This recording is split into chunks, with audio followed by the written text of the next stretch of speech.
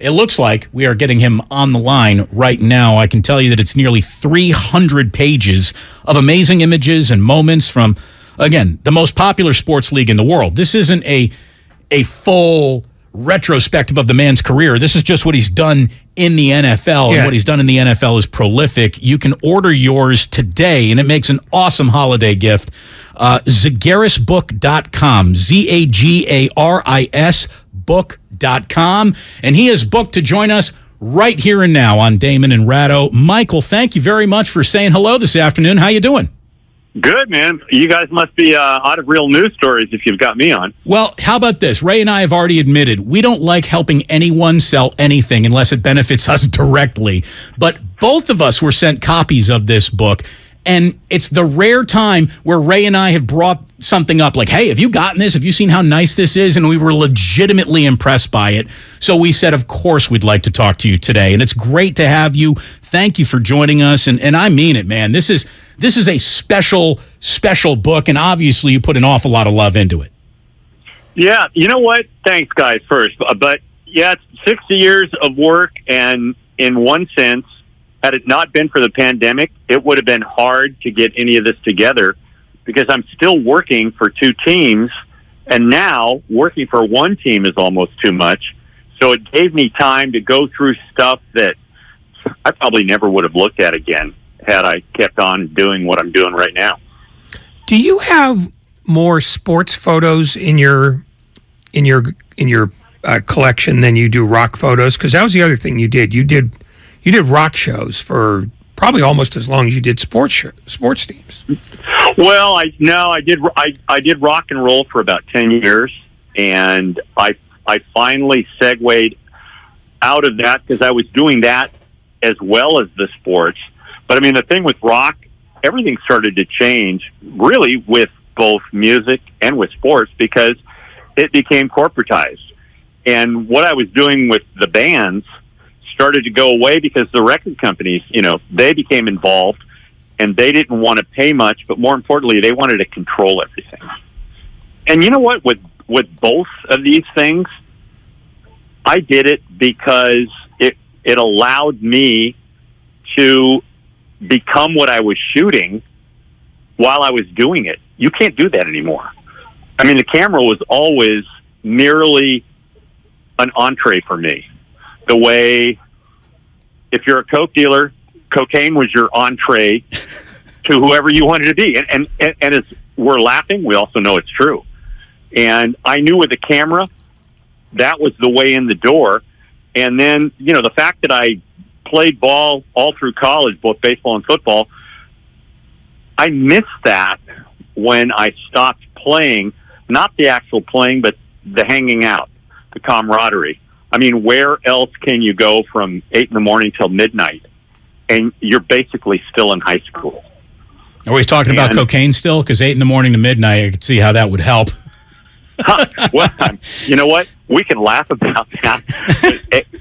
From probably mid-'70s to mid to late '80s, that was in both sports and music.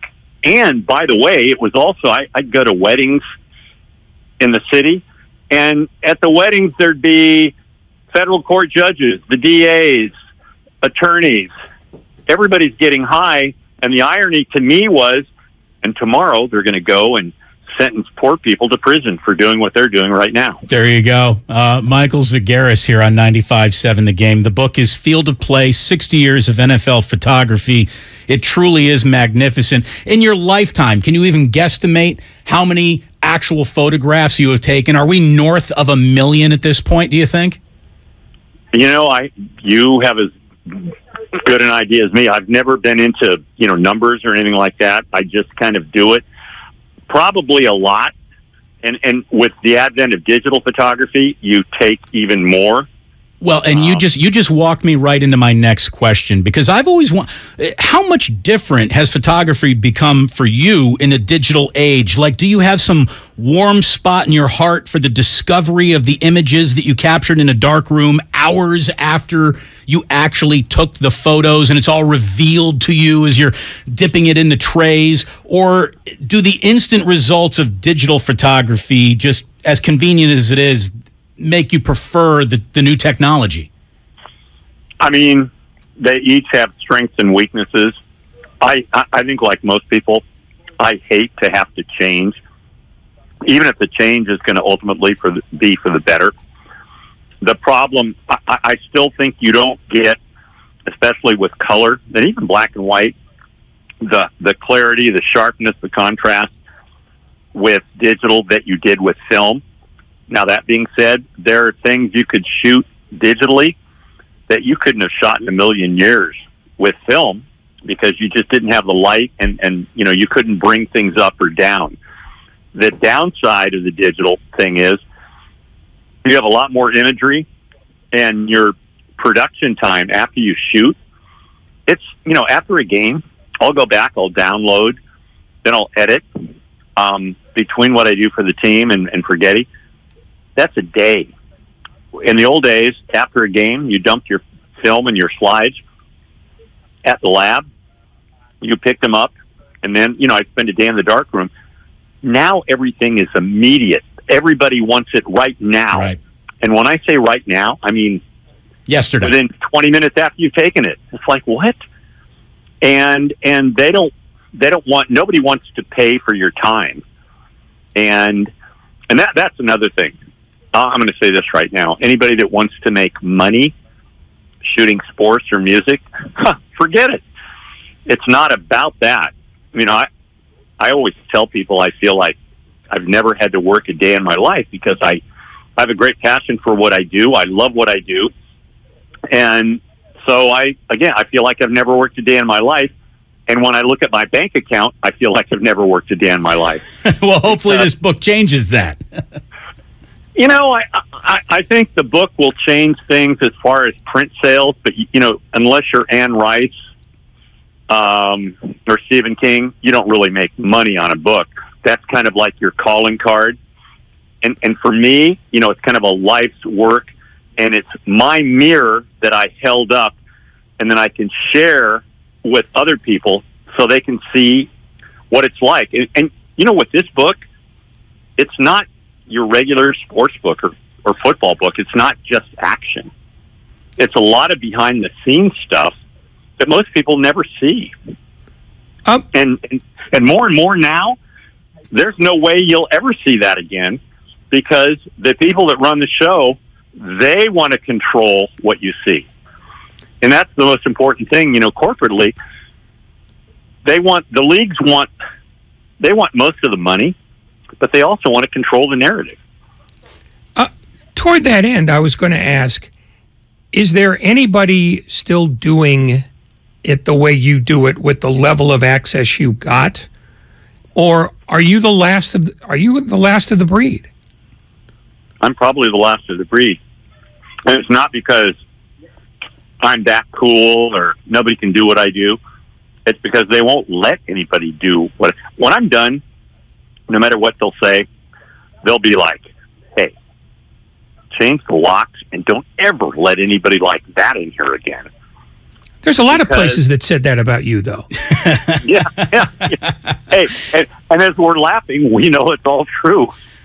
Michael Zagaris, again, the book is called Field of Play, 60 Years of NFL Photography. You can order it today, zagarisbook.com, Zagaris book.com. Michael, throughout all the years, who was your most reluctant subject, and who was the biggest photography ham in all the years that you have worked shooting sports here in the Bay Area?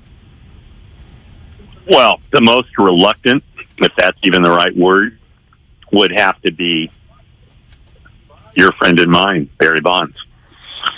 And the biggest ham, well, there could be a lot of people. I mean, Ricky Henderson, Garrison Hurst, and I'm throwing these names out. There are a lot of people that they love the camera. Prime loved the camera. And I remember before we got him, I'd heard that 5 or 6 of our, top players went to the front office and said, hey, you know what? We don't need that guy here. And I kind of agreed. I was like, yeah, Brian, are you kidding me? When he came, he not only made the team better, he worked hard. He made, he he had his own little video thing that he brought in. He took care of everybody. I mean, he was a great teammate. You know, like a lot of guys, I know the A's of 88, 89, 90, most teams hated our team. Dave Parker, Ricky, they thought they were hot dogs. When those guys are on your team, you love them. They're the best. Could you do me a favor, and the next time you find or run across a picture of Ray Ratto that you just happen to stumble upon in your archives, would you send that to us? The wider the pattern in whatever sweater he's wearing, the better. If you have mullet Ray Ratto, we'd really love to see that as well.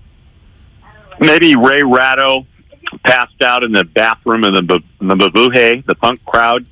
See, that's a Ray that probably few people know or appreciate. Christmas Eve. I remember it well. Michael, thank you. Tell us real quick. I know you got a couple events coming up in the city. Where are you doing a meet and greet and a sign the book? I'm going to meet and greet and sign the book tonight at the Sports Basement in conjunction with Green Apple. And tomorrow night, I will be in Petaluma at Copperfields. And I'm thinking next week, I'd almost have to go in. Don't worry. Nobody plans a week ahead. They can see it tonight. Where'd you say? The Sports Basement? Basement and the Presidio. And, I'll be answering questions. And as Ray would like to say, ask me no questions and I'll tell you no lies. Michael, good luck with the book and everything. It was a real pleasure to have you on. Thank you so much. Listen, guys, I appreciated being on and hope to see you both sooner than later. We'll see you at the old stadium. No, and I don't mean Candlestick, unfortunately. I miss her. Thank you very much. Michael Zagaris here on 95.7 The Game. Again, the book one more time is called Field of Play, 60 Years of NFL Photography.